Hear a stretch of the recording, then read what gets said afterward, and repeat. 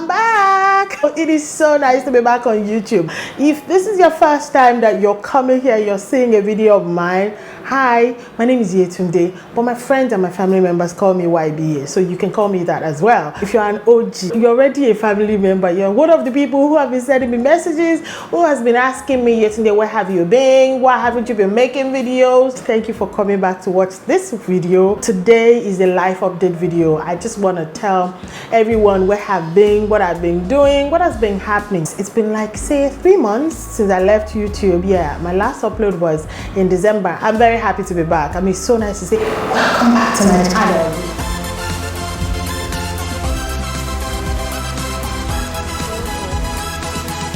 First of all, let me apologize. Disappearing on everyone was not fair. It wasn't actually planned. I didn't know that this was how it was going to be. I honestly didn't think it was going to be for this length of time. And I just say thank you because quite a number of people actually reached out to me asking me, where's our video? And I remember the first week, I'm like, oh, don't worry, next week. And then after that next week, and before I realized that, it's like, I'm going to take a break from YouTube. As of the last time when I put up a video, that was in December. I think in December I put up like 2 videos. And before that, I remember I had actually missed a couple of weeks. That particular break was intentional. It was my 10 years wedding anniversary in November, and I took some time off. I went to Tanzania, which is a very beautiful country, by the way, and I planned in my mind that I was going to vlog my trip. I think I sort of kind of vlogged some part of the trip. I got back and I had pre-registered for a course. That course was supposed to take place earlier in the year. It didn't happen for one reason or the other. And so I remember I came back from my trip, like, let's say on a Friday, and literally the following day, the Saturday, I resumed in school. Life started to happen. My first week in school, I got COVID again, guys, like for the second time. Thankfully, this time around, I think because I had had it before, I kind of had an idea of, like, I knew 3 days, like on the 3rd day when I started feeling out of sorts, I was the one who diagnosed myself. I was like, look, I've got COVID. This time around, it was not a family affair. It was just me. I was able to isolate and get better. While I had COVID, that was when my life started to change. And when I said my life started to change, I meant like the dynamics of our family changed a little bit. In September last year, my sister started our MBA program in the UK. And so she had to leave, and when she was leaving, part of the things we had put in place was that all of us, her siblings, and in fact basically everybody that was available, we were all going to provide support for her family pending the time that they would go and join her in the UK. Prior to December, we had been, I've been mom of 6 here and there temporarily, but it wasn't a permanent thing. In December, I got custody of my 3 nephews, and so I had 6 children. Guys, look, I had 6 children in my house. It felt like 15 children. I told everybody around me, I would always write on my WhatsApp, I'd be like, me and my 15 kids were going to this particular place. Oh, this is what happened between me and my 15 kids. Oh my God. I like to point out that the oldest was 9 and the youngest were the two babies who were a year and a half old. So it was chaos. My filming space was not a filming space. It was turned upside down. Case in point, if I turn around a little bit, if you look at this space, can you see this part of my desk?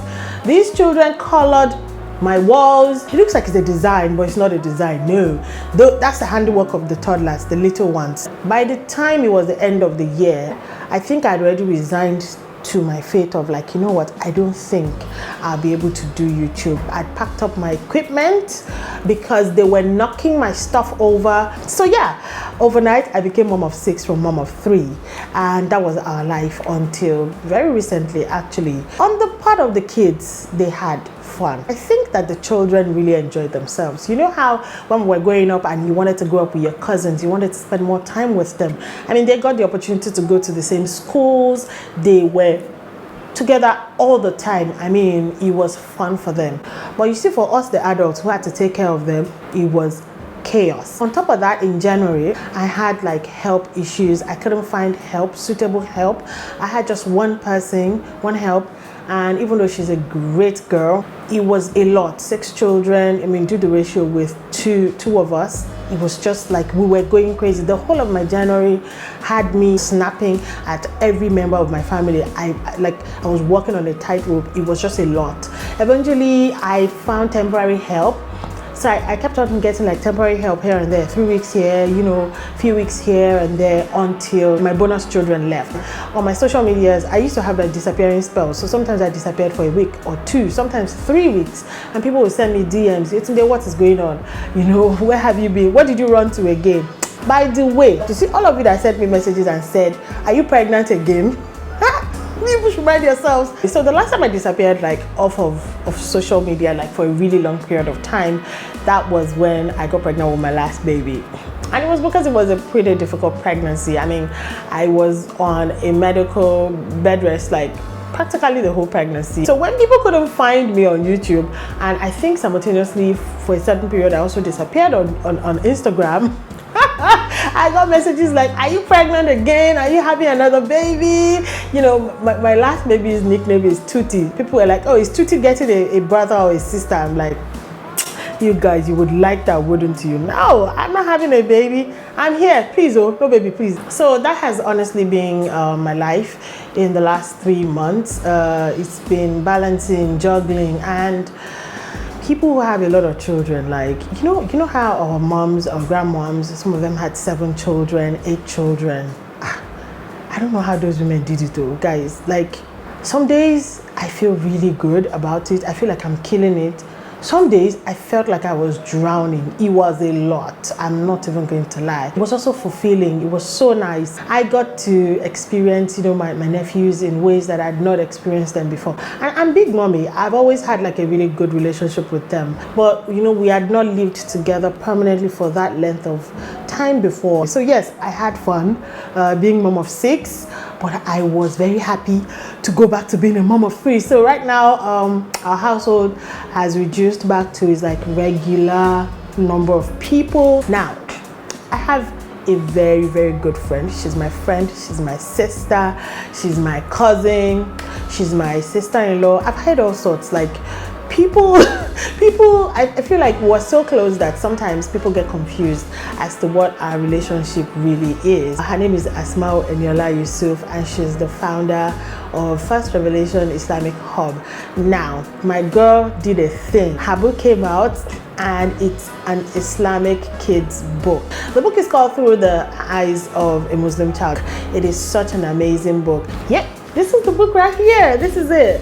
Let me put it in front of the camera and see if you get it. See through the eyes of a Muslim child. There's some things that happens to us in life where you're able to come to yourself and be like, what, dreams do come true, and it doesn't matter, when it eventually does. The thing is, there's time for everything, and God's time is the best. This is that book.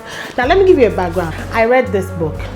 Yes, I know. I probably read it before it came out, the manuscript and all, but I decided to read it just like as a stranger. And when I read this book, 2 things struck me. Number 1 was the fact that you don't even have to be a Muslim to read this book.